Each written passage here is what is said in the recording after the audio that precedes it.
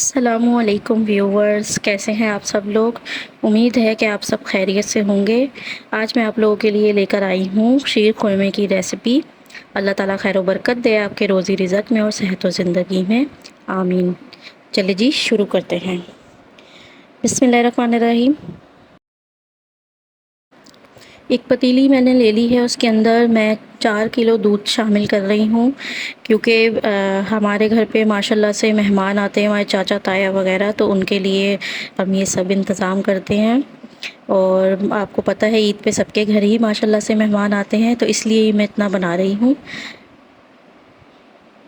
अगर आपको इससे कम बनाना है तो ये जो चीज़ें मैं आपको बता रही हूँ इसको आप अपने मुताबिक कम कर लें, ठीक है। इसमें थोड़ी सी मैं खजूरें शामिल कर रही हूँ। और लोग ये छुआरों में बनाते हैं, लेकिन मैं खजूरें में बना रही हूँ क्योंकि इसका बहुत मज़े का टेस्ट आता है इसमें। बहुत अच्छा ये बनता है इससे। अब इसके अंदर मैं बारीक कटा हुआ नारियल इसके अंदर मैं शामिल कर रही हूँ, ताकि जब ये पके इसके अंदर एक टेस्ट आ जाए, ये ज़बरदस्त सा हो जाए। और अब इसमें उबाल आने का इंतज़ार कर रही हूँ।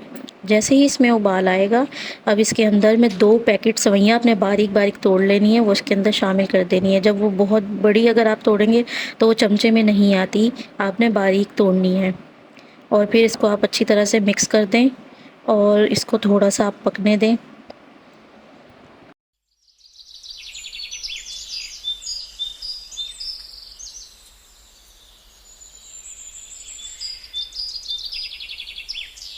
अब इसके अंदर मैं 3 पाव चीनी शामिल कर रही हूँ।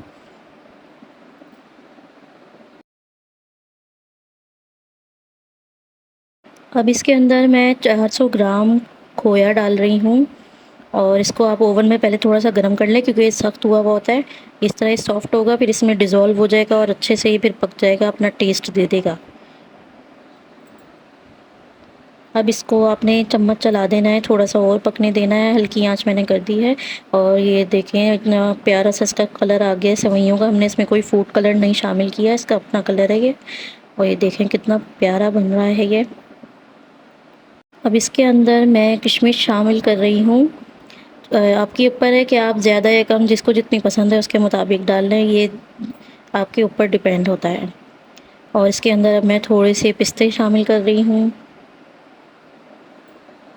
और अब इसके अंदर मैं बादाम शामिल कर रही हूँ। ये मैंने पहले दोनों चीज़ें भिगो ली थी, उसके बाद इनके छिलके उतार के इसको बारीक बारीक काट लिया है और फिर इसके अंदर शामिल कर रहे हैं। और ये थोड़ा सा 1 चम्मच इलायची पाउडर, इसमें इसका बहुत मज़े का टेस्ट और खुशबू होती है। और हर मीठे में जब ये डलता है तो इसका बहुत अच्छा टेस्ट आता है।